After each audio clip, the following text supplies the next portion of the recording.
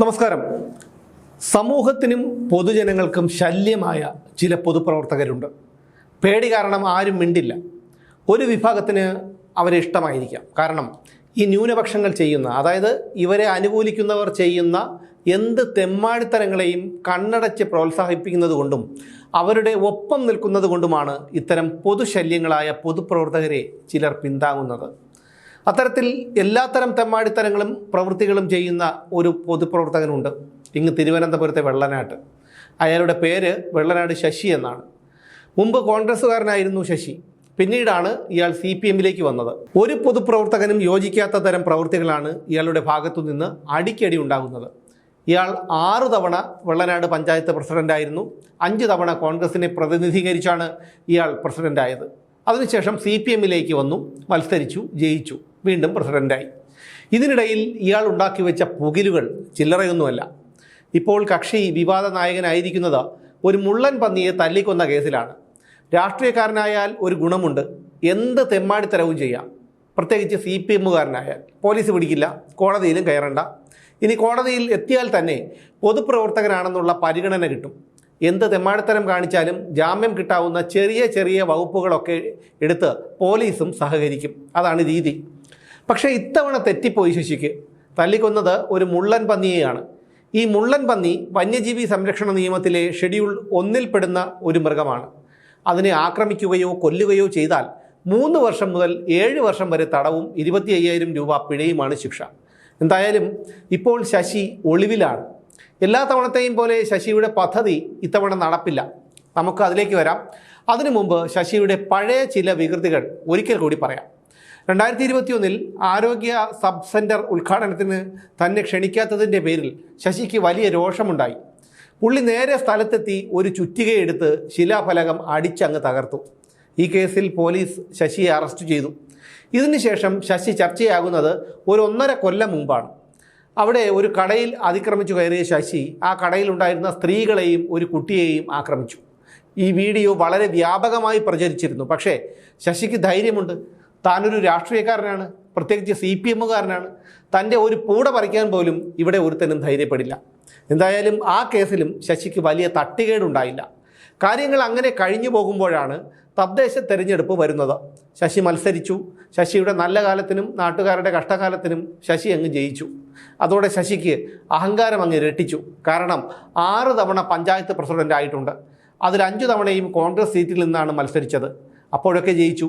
പിന്നീട് അവരുമായി തെറ്റി CPM-ലെത്തി, മത്സരിച്ചപ്പോൾ ജയിച്ചു. സ്വാഭാവികമായും ശശിക്ക് അഹങ്കാരം കൂടിയതിൽ അത്ഭുതപ്പെടേണ്ട യാതൊരു കാര്യവുമില്ല. 6ാമത്തെ തവണ പ്രസിഡന്റായി ചുമതലയേറ്റ ദിവസം തന്നെ ശശി കുഴപ്പമുണ്ടാക്കി.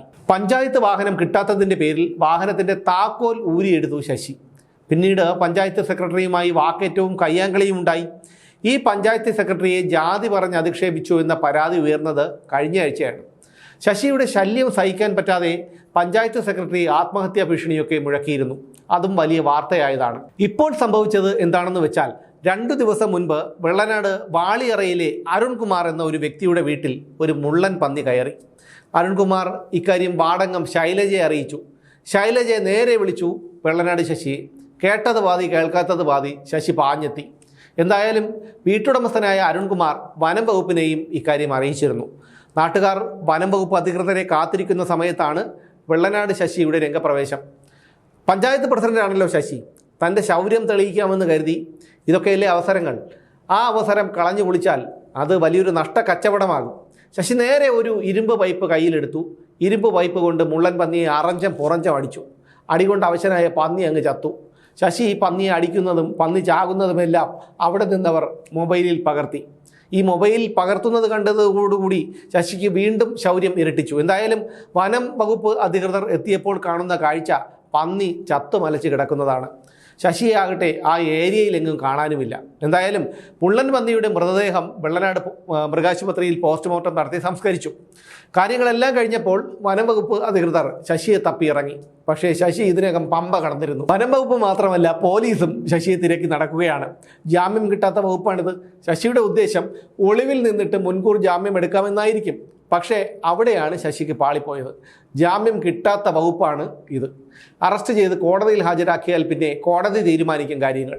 മുള്ളൻ പന്നിയെ തല്ലിക്കൊന്നതിന് ശേഷമാണ് ശശിക്ക് കാര്യത്തിൻ്റെ ഗൗരവം മനസ്സിലായത്. അതോടെ ഫോൺ സ്വിച്ച് ഓഫ് ചെയ്ത ശശി മുങ്ങി. എന്തായാലും ഫോറസ്റ്റ് ഓഫീസർ ശശി എവിടെയാണെന്ന് കണ്ടുപിടിക്കാനായി സൈബർ സെല്ലിനെ സമീപിച്ചിട്ടുണ്ട്. കേസെടുത്തെന്നറിഞ്ഞതോടെ ഔദ്യോഗിക വാഹനം ഉപേക്ഷിച്ച് ശശി ഒരു ഓട്ടോറിക്ഷയിൽ കയറി മുങ്ങി. ഈ ഓട്ടോ കണ്ടുപിടിക്കാനുള്ള ശ്രമം പോലീസ് ഇപ്പോൾ തുടങ്ങിയിട്ടുണ്ട് എന്നാണ് അറിയുന്നത്. ശശിയുടെ അടിയേറ്റ് തല തകർന്നാണ് മുള്ളൻ പന്നി ചത്തത് എന്നാണ് പോസ്റ്റ്മോർട്ടം റിപ്പോർട്ടിൽ പറഞ്ഞിരിക്കുന്നത്. അപ്പോൾ പറഞ്ഞു വന്നത് ഈ വെള്ളനാട് ശശിയെപ്പോലെയുള്ള ആൾക്കാരെ ജനങ്ങൾ ഇനിയും സഹിക്കണോ എന്നുള്ളതാണ്. ശശി മാത്രമല്ല, ഏതാണ്ട് ഇയാൾക്ക് സമാനമായ സ്വഭാവമാണ് ഇടുക്കിയുടെ രാജകുമാരനായ MM മണിക്കും. വായ തുറന്നാൽ പറയുന്നത് വൃത്തികേടും വെളിവുകേടും തല്ലുകൊള്ളിത്തരവും. പക്ഷേ അതെല്ലാം പച്ചയായ മനുഷ്യൻ്റെ പച്ചയായ ഭാഷ എന്ന് പറഞ്ഞ് വിവരവും വെള്ളിയാഴ്ചയുമില്ലാത്ത അന്തം കമ്മികൾ പോലും ന്യായീകരിക്കും. മുമ്പ് മണി നടത്തിയ 1, 2, 3 പ്രസംഗമൊക്കെ നമുക്ക് ഓർമ്മയുണ്ടല്ലോ. എന്നിട്ടും അയാൾക്ക് എന്ത് സംഭവിച്ചു? ഒരു ചുക്കും സംഭവിച്ചില്ല. അതിനുശേഷവും അയാൾ പൊതുവേദികളിൽ എത്രയോ തവണ ഭീഷണിയുടെയും വെല്ലുവിളിയുടെയും തരത്തിൽ സംസാരിച്ചു. അയാൾക്ക് എന്തെങ്കിലും പറ്റിയോ? ഇല്ല. ഈ വെള്ളനാട് ശശിയെയൊക്കെ ജയിലിലല്ല അടയ്ക്കേണ്ടത്, ഊളംപാറയിലെ മാനസിക രോഗ കേന്ദ്രത്തിലാണ് ഇയാളെയൊക്കെ ചികിത്സിക്കേണ്ടത്. കാരണം ഇവിടെ എത്രയോ പൊതുപ്രവർത്തകരുണ്ട്. അവരൊക്കെ എത്ര മാന്യമായിട്ടാണ് ജനങ്ങളോട് ഇടപഴകുന്നത്.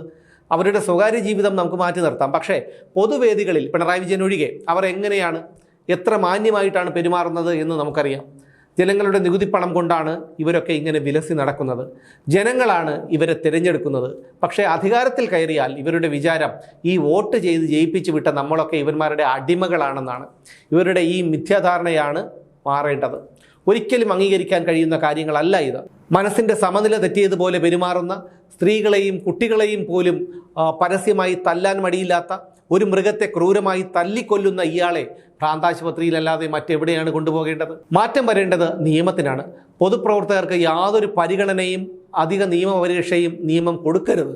ഒരു ജനപ്രതിനിധിയാണെന്നുള്ള ഔദാര്യം കോടതികൾ കാണിക്കുമെന്നുള്ള ധാരണയാണ് ഇവരെയൊക്കെ കൊണ്ട് ഇതെല്ലാം ചെയ്യാൻ പ്രേരിപ്പിക്കുന്നത്.